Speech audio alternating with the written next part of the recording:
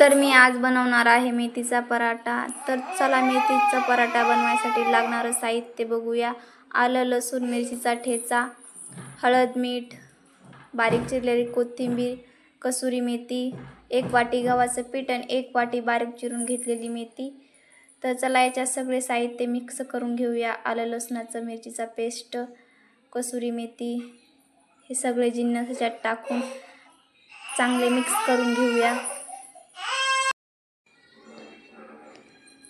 तर याला चांगले मिक्स करून घेऊया। हळद, मीठ टाकले बघा, हे बघा असं मिक्स करून घेतले।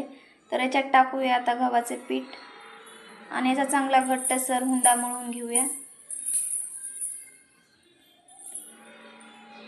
तर बघा हे असा हुंडा मळलाय घट्टसर। तर चला याचे आता गोळे बनवून घेऊया। आपण चपात्याला बनवतोच तसेच गोळे बनवून घ्यायचे। तर हे बघा असे गोळे बनवून घेतले। तर चला याचा पराठा बनवूया। तर तवा पण तपलाय बघा इकडं। तर बघा असा पराठा केलाय मी छोटासा। तर तुमच्या आवडीनुसार तुम्ही बनवू शकता, तुम्हाला केवढा पाहिजे। तर चला याला मस्त भाजून घेऊया। तर बघा एक साईड भाजली चांगली। तर माझं बाळ पण आरडत आहे मदत मदत। तर चला सगळे असेच बनवून घेऊया। तर माझे व्हिडिओ जर आवडले असले तर लाईक, शेअर, सबस्क्राईब करायला विसरू नका।